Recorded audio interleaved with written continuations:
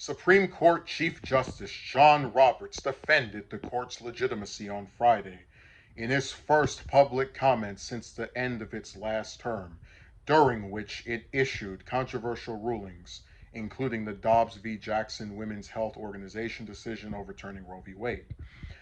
Roberts said at a judicial conference in Colorado Springs, Colorado, that criticizing the court's decision is entirely appropriate, but argued that simply because people disagreeing with opinions is not a basis for questioning legitimacy of the court, according to Bloomberg. Roberts warned against such criticism, emphasizing the importance of the court's unique role. If the court doesn't retain its legitimate function of interpreting the Constitution, I'm not sure who would take up that mantle, he said. The Chief Justice added, "You don't want the political branches telling you what your law is, and you don't want public opinion to be the guide about what the appropriate decision is." Fellow Supreme Court Justice Neil Gorsuch was also present at the 10th Circuit Bench and Bar Conference, where he addressed the leak of a draft opinion on the Dobbs case that occurred earlier this year before the final ruling was issued. Improper efforts to influence judicial decision making from whatever side, from whomever, are a threat to the judicial decision making process, said Gorsuch to the audience of judges, according to the Wall Street Journal, adding that it is terribly important for the court to identify the source of the leak. Roberts launched an investigation shortly after the leak occurred in May, calling it a singular and egregious breach of the trust that is affront to the court and a community of public servants who work there. The leak of the draft opinion, which indicated the court also poised to overturn Roe v. Wade, sparked protest outside the Supreme Court and some judicial homes in opposition to the coming ruling.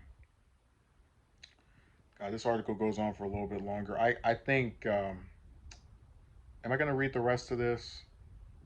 Does he have any more? I'm trying to see. Okay. Um, Robert said the past year was difficult in many respects for the court and the 9 judges. I think just moving forward from things that were unfortunate is the best way to respond. I do like that quotation.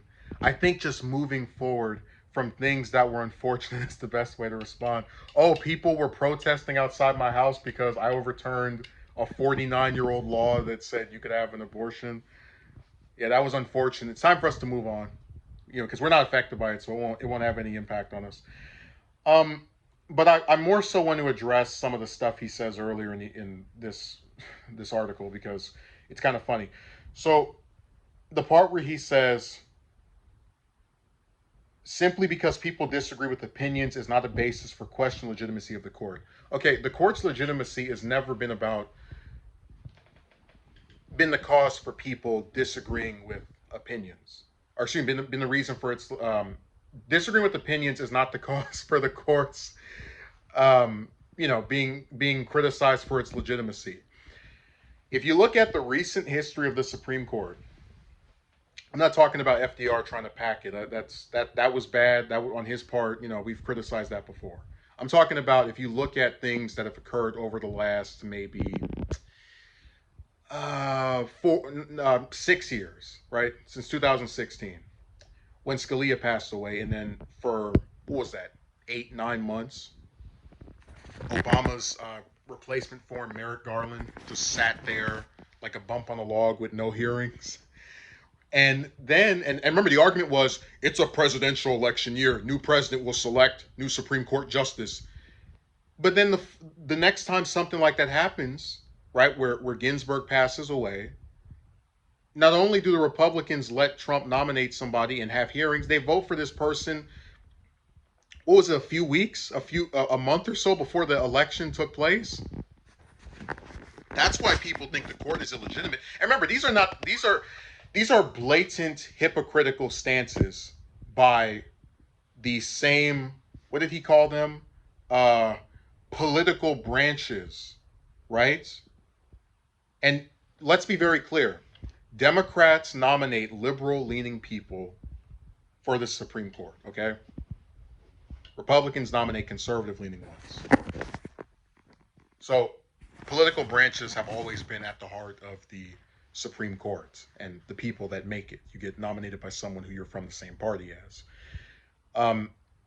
But that's why to a lot of people the court feels illegitimate because it is a political tool. It's used by whoever has the most seats or is able to exude some type of influence, right? So if the Republicans have the most, and you know what? Actually, I'm not even going to try to do an equivalency thing here because the Republicans were in charge in both instances that I just referenced and acted in a completely partisan manner, where a Democratic president doesn't get to nominate their person and get a vote, but then the Republican does, right, in the same year as presidential election twice, but because it's a member of their party, they let it go through.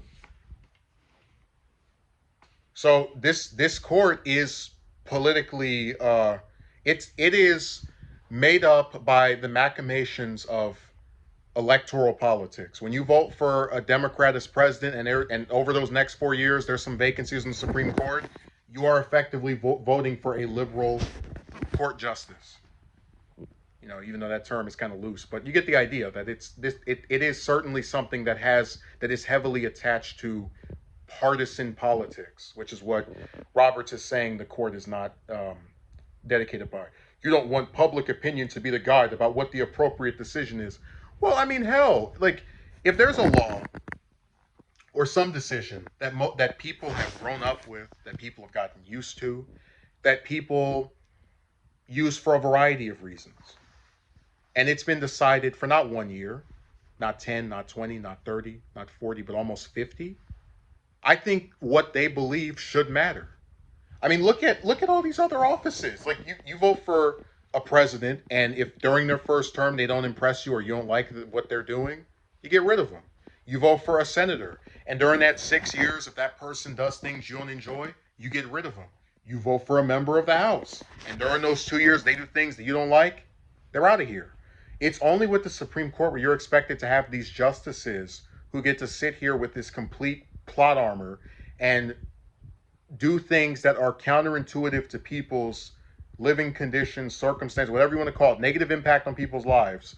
But because they have no elections, lifetime appointment, and most of them stay on there for 10, 20, 30 years, you basically are just left having to figure out how to hope that they don't come after something that affects you next time. And I've never been a fan of the court. I've never, it's never been like an office I really, or excuse me, a position I found that appealing. But people don't want to accept it's becoming more and more partisan. If the Supreme Court wasn't partisan, Obama's pick, Merrick Garland, the current Attorney General, would very well possibly be a justice. And then this Roe v. Wade overturning may not have happened. Because if he was there, then Gorsuch wouldn't be there. Basically, those three, Gorsuch, Kavanaugh, and Barrett, one of the three of them wouldn't be there. So that there would be a higher chance that Roe v. Wade would have been retained.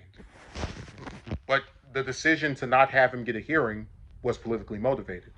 And we know it was because when the Republicans got the same opportunity, or excuse me, the same circumstance with a member of their party as the president, they let it go through.